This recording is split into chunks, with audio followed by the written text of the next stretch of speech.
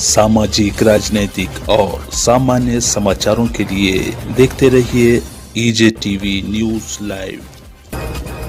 एकदा जोरदार टाळ्या साहेबांच्या भाषणाची आपण सगळे द्याव्या ही विनंती करून पुन्हा एकदा निमंत्रित करतोय आदरणीय अशोकराव चव्हाण साहेब।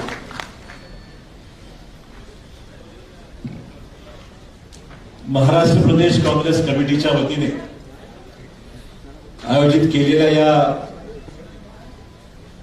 देशाच्या स्वातंत्र्याच्या अमृत महोत्सवी कार्यक्रम आणि त्याला आज प्रामुख्याने उपस्थित असलेले महाराष्ट्राचे प्रभारी अखिल भारतीय काँग्रेस कमिटीचे प्रतिनिधी म्हणून ज्या ठिकाणी उपस्थित आहेत सन्माननीय एच.के. पाटील साहेब, प्रदेश काँग्रेसचे सन्माननीय अध्यक्ष नानाभाऊ पाटोले, काँग्रेस विधिमंडळ पक्षाचे नेते सन्माननीय बाळासाहेब थोरात, विजय वडेट्टीवारजी, अमित देशमुखजी, वर्षाताई गायकवाड, शिवाजीराव मोघे, चंद्रकांत हंडोरेजी, त्याचबरोबर संपत कुमारजी, या ठिकाणी विनायकराव देशमुख, अभय छाजेड, शिवाजीराव मोघे, मंचावर उपस्थित असलेले सर्व मान्यवर, वेळेअभाव मी सर्व नाव घेत नाही, परंतु या ठिकाणी नांदेड, परभणी, हिंगोली, लातूर चारही जिल्ह्यातून आलेले सर्व प्रमुख, आज या कार्यक्रमाचं आयोजन ज्यांनी चांगलं केलेलं आहे या ठिकाणी श्री अनमल राजूरकर, शहरचे अध्यक्ष जिल्हा अध्यक्ष गोविंद नागेलीकर, श्री अभय छाजेडजी, विनायकराव देशमुखजी आणि प्रदेश काँग्रेसचे सर्व पदाधिकारी, उपस्थित सर्व सन्मान्य स्वातंत्र्य सेनानी आणि त्यांचे प्रतिनिधी, पत्रकार बंधू भगिनी आणि सहकारी मित्रांनो, सर्वप्रथम मी आजच्या या महत्वपूर्ण दिवशी आणि अतिशय या महत्वाच्या कार्यक्रमाला आपण सर्वजण या ठिकाणी उपस्थित राहिल्याबद्दल आणि प्रामुख्याने व्यासपीठावरील सर्व मान्यवरांचं या ठिकाणी जोरदार टाळ्यांनी आपण सर्व नांदेड जिल्ह्यामध्ये स्वागत करा।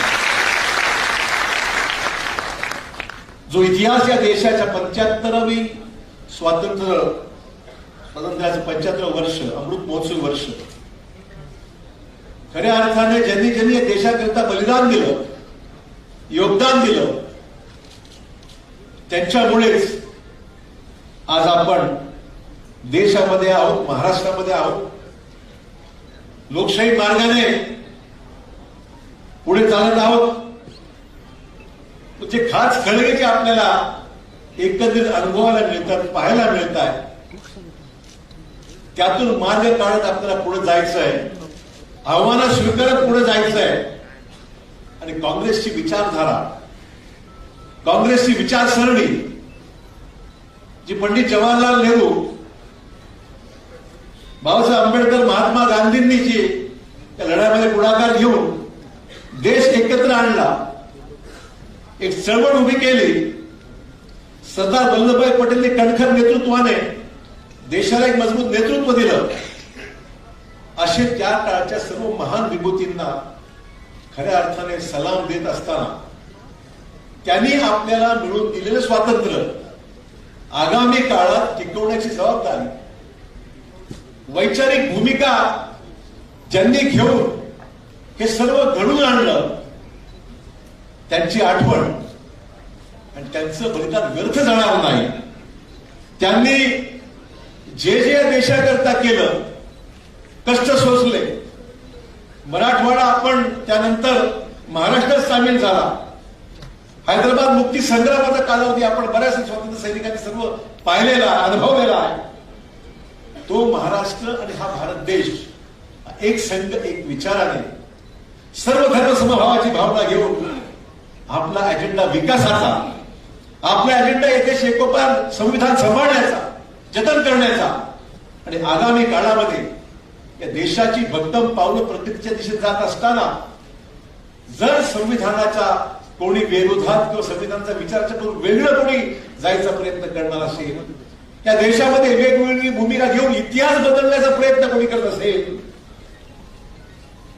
तोंडात एक आणि मनात एक ही भूमिका घेऊन जे जे चाललेले आहे, अशा शक्तींचा बिमोड करण्याचं काम आगामी काळात तुम्हाला आम्हाला कळायचं मित्र. आणि म्हणून आजचा दिवस याची सुरुवात मुहूर्तमेढ ज्यांनी रोवल्या गेली ती खऱ्या अर्थाने आगामी काळामध्ये हाच भक्कम पाया अधिक मजबूतीने आपल्याला बांधून पुढे जायचंय मित्र हो. आणि म्हणून ही 75 वर्ष स्वातंत्र्य आपल्या देशाला स्वातंत्र्याची मिळाली असताना हे जतन करणं, हे जतन करून जो इतिहास मागचा आहे तो कोणी पुसून टाकणार नाही.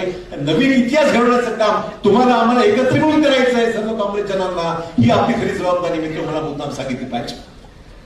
आपण आज पाहत आहोत की महात्मा गांधीजींना ज्यांनी महात्मा गांधींची हत्या केली त्यावेळेस सुद्धा गोडसेंचा विचारसरणीची मंडळी काही होती हे नाकारत नाही.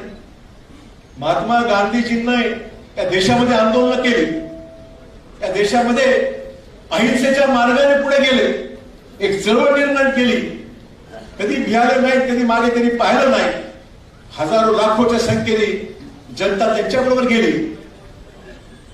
अचानक गोडसेंनी त्यांच्यावर हमला केला आणि महात्माजी आपल्यातून निघून गेले.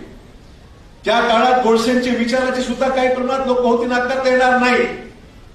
परंतु जाहीरपणे गोडसेंचा किंवा गोडसेंच्या विचाराचा उदो करणारी जी मंडळी आज पुढे येऊ लागलेली आहे ती देशाकरता किती घातक आहे हे नवीन पिढीला समजण्याची गरज आहे मित्र हो. कारण नवीन पिढीला देशाचं स्वातंत्र्य कशा पद्धतीने मिळालं, काय योगदान लोकांचं राहिलं, आपल्या नेतृत्वाने कशा पद्धतीने हरापेच्या सोचल्या, आपल्या स्वातंत्र्य सैनिकांनी या सगळ्या लढ्यामध्ये कसे उतरले, हा इतिहास कदाचित नवीन पिढीला अधिक माहिती नसावी. आणि म्हणून ती माहिती करून देणं आणि त्या काळातला प्रसंग डोळ्यासमोर ठेवून आपल्या पूर्वजांनी जे जे केलेलं आहे ते आत्मसात आम्हाला ऐकून तो विचार पुढे वाढला पाहिजे. तो विचार पुढे तोडण्याचा प्रयत्न करत असेल तर नवीन पिढीने योगदान देऊन जोरदारपणे त्याचा प्रतिकार केला पाहिजे मित्र हो. त्यासाठी आजचा दिवस हा अतिशय महत्वाचा आहे. आणि नाना पाटोलेंचे मी अतिशय मनापासून अभिनंदन करतो की महाराष्ट्र प्रदेश काँग्रेस कमिटीने हा महत्वपूर्ण कार्यक्रम हातात घेऊन ही 75 वर्ष स्वातंत्र्याचं ते साजरं करत असताना व्यर्थ न हो बलिदान चलो बचाए संविधान हा नारा घेऊन आज महाराष्ट्र प्रदेश काँग्रेस ही सगळीकडे महाराष्ट्रामध्ये दारोदारी गल्लोगल्ली जिल्ह्यामध्ये जोरदारपणे आगेकूच करत आहे. आपल्यावर ही जबाबदारी आहे की आज प्रदेश काँग्रेसच्या भूमिकेला साथ आपण सर्वांनी द्यावी. जो देश आपल्या पूर्वजांनी घडवला तो देश प्रगतीच्या मार्गावर जात असताना जो विध्वंस केला जात आहे त्याच्यापासून या देशाला वाचवण्याचं काम हे तुम्हाला आम्हाला निश्चितपणे मित्र करावं लागणार आहे. मित्र आज ज्या गोष्टींचा आपण मुकाबला करत आहोत आपण पाहतोय ज्या पद्धतीने आज अभिव्यक्ती स्वातंत्र्यावर सुद्धा गदा आणण्याचं काम सुरू आहे. मग तुम्हाला बोलायला मोकळे की नाही, तुमचे फोन टायपिंगवर ठेवले जातात, संसद बंद पडली पण सरकारला वाचा फुटली नाही, सरकार याच्यावर एक शब्दही बोलू शकली नाही की सरकारची ह्याच्यामध्ये फोन टायपिंग मध्ये काय भूमिका होती. सरकारने एक शब्द काढला आहे. देशाच्या नागरिकांवर अशा पद्धतीने पाळत ठेवण्याचं काम म्हणजे देशातल्या लोकशाहीला खऱ्या अर्थाने काळीमा फासण्याचं काम या देशामध्ये गेल्या 5 ते 7 वर्षांत सातत्याने सुरू आहे. तुमच्या देशामध्ये तुम्हाला मोकळे की नाही, बोलायची मोकळीक नाही, काम करण्याची मोकळीक नाही, विचाराचं स्वातंत्र्य नाही. जे स्वातंत्र्य आपण सर्वांनी स्वातंत्र्य सैनिकांनी मिळून दिलं त्या स्वातंत्र्याला अशा पद्धतीने लगाम लावण्याचं काम, रोखण्याचं काम अशा पद्धतीने जर सुरू असेल तर आपली ही प्रगती आगामी काळामध्ये कशी काय साध्य होणार. लोकशाहीची तत्व जी आहे तिला तिलांजली देण्याचं काम ज्या पद्धतीने सुरू आहे ते आपल्याला रोखता आलं पाहिजे. ते विचार ज्यांनी हा रुजू करण्याचा प्रयत्न केला आहे त्याला चोख प्रत्युत्तर देता आलं पाहिजे. आणि खऱ्या अर्थाने आपल्या देशामध्ये मोकळ्या वातावरणामध्ये आम्हाला तुम्हाला श्वास घेता आला पाहिजे. अशा पद्धतीने आगामी काळामध्ये देशाचं नेतृत्व आणि आपल्याला महाराष्ट्रात सुद्धा अशाच पद्धती विचारसरणी मित्रांवर पुढे जायच्या दृष्टिकोनातून पुढची पावलं उचलल्या गेली पाहिजे. हे खरं आव्हान आपल्या समोर आहे. मित्रांनो, नवीन पिढीला या सगळ्या गोष्टीला समोर जायचं आहे. आम्ही सर्व मिळून एकोप्याने काम करू आणि देशाच्या एकत्रित विकासाच्या कामामध्ये त्यांना आम्ही सुरुवातीला सांगितलं आपला अजेंडा विकासाचा आहे. आपला अजेंडा देशाचा मी पाहतो महाराष्ट्रात आम्ही महाविकास आघाडीचं या ठिकाणी काम करत असताना 3 पक्ष पहिल्यांदा एकत्र आलो, काँग्रेस आणि राष्ट्रवादी एकत्र होतोच, पण शिवसेना सुद्धा एकत्र एक कॉमन मिनिमम प्रोग्रामच्या आधारे आम्ही एकत्र आलो. आम्हा सर्वांची ही भूमिका आहे की महाराष्ट्रामध्ये किमान समान कार्यक्रम आपण हाती घेतला आणि त्या किमान समान कार्यक्रमाच्या आधारावर काम करत असताना भाजपला दूर ठेवलं पाहिजे, RSS साठी संघटना दूर ठेवता आली पाहिजे आणि या संघटनांना दूर ठेवून महाराष्ट्रामध्ये खऱ्या अर्थाने तिन्ही पक्षांनी एकत्र येऊन आम्ही आज काम करतो. नाना भाऊ बोलतात अधूनमधून गोष्ट त्यांची भूमिका ही काँग्रेस पक्षाला अधिक ताकद मिळावी काही चुकीची नाहीच आहे. आम्हा सर्वांची भूमिका आहे की काँग्रेस पक्षाची ताकद अधिक वाढली पाहिजे या महाराष्ट्रामध्ये. काँग्रेस हा देशातला राष्ट्रीय पक्ष आहे. महाराष्ट्रामध्ये एकेकाळी आपण काँग्रेसची सत्ता राहिलेली आहे, आज आघाडीमध्ये असतो.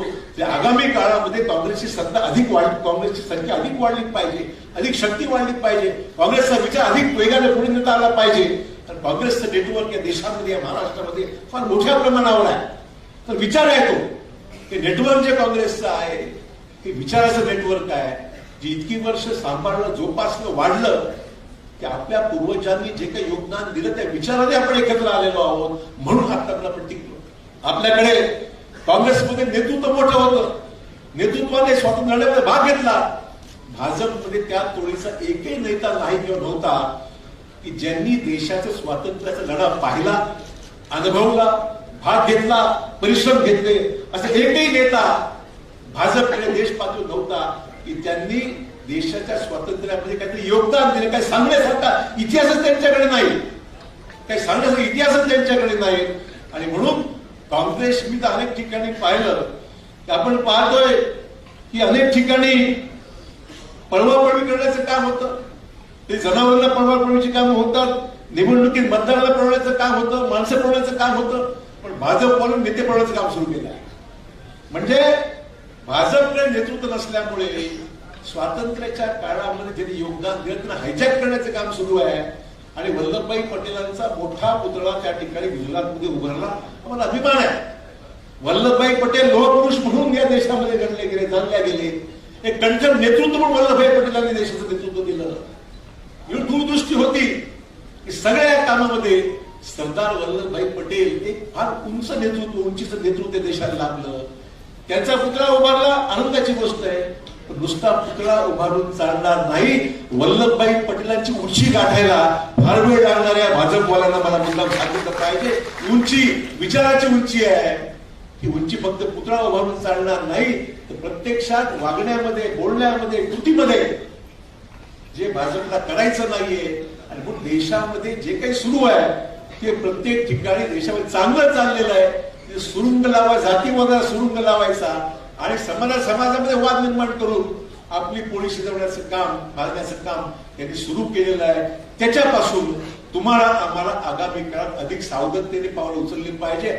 आव्हानात्मक परिस्थितीला पुढे जाऊन तुम्हाला आम्हाला ते साध्य करत असताना आपला विकास साध्य करायचाच आहे. की मराठवाड्यातील तमाम माझ्या जनतेला, विशेषतः महाराष्ट्रातल्या सांगू इच्छितो, आमची ही महाविकास आघाडी आणि काँग्रेसचे सगळे नेतृत्व महाराष्ट्राच्या विकासामध्ये कधी आम्ही महाराष्ट्र मागे ठेवणार नाही. आम्ही एक एक पाऊल टाकत असताना महाराष्ट्राचा अनुशेष, मराठवाड्याचा अनुशेष दूर करण्यासंदर्भामध्ये त्या महाविकास आघाडीच्या माध्यमातून परिश्रम घेऊन आपल्या सर्व अपेक्षा पूर्ण करण्याचा प्रयत्न करू. पण केवळ विकासाने साध्य होणार नाही, विचाराचा विकास. विचाराने आपण एकत्र आहोत. तुम्ही आणि आम्ही एकत्रपणे जो संयुक्तरित्या या भाजपच्या विचारसरणीचा लढा आपण घेत नाही, हाती घेत नाही त्यांच्या विरोधामध्ये, तोपर्यंत आपली पुढची वाटचाल फार बिकट आहे, कठीण आहे. हे तुम्हालाही माहिती आहे, आम्हालाही माहिती आहे. आणि म्हणून कृपया वैचारिक गोंधळामध्ये आपण गुरफटून जाऊ नका. जे दिसतंय, जन्मतंय ते सर्वच काही चांगलं आहे असं म्हणायचं कारण नाही. सत्तेच्या बाहेर आपण देशापासून अनेक ठिकाणी आहोत, महाराष्ट्रामध्ये सत्तेमध्ये आहोत. पण ते करत असताना मित्र हो, जाणीव ही ठेवा, सत्ता फक्त आपलं उद्दिष्ट नाहीये. विचार हा प्रामुख्याने जो आपल्या मनामध्ये आहे, काँग्रेसच्या भूमिकेशी आपण सहमत आहोत, त्या विचारात ताकद देण्यासाठी आपण या या 75व्या वर्षामध्ये स्वातंत्र्याच्या हा सुवर्ण आपला जो प्लॅटिनम जुबली आहे त्या वर्षाच्या निमित्ताने तुम्हाला आम्हाला एकत्र येऊन अमृत महोत्सव साजरा करत असताना विचाराला पक्का आपण राहूया आणि त्या पद्धतीने आपण आगामी काळामध्ये आपली पावलं उचलूया एवढंच या ठिकाणी आपल्याकडे अपेक्षा करून मी आपली रजा घेतो. जय हिंद, जय महाराष्ट्र. सामाजिक, राजनीतिक और सामान्य समाचारों के लिए देखते रहिए EJTV न्यूज लाइव.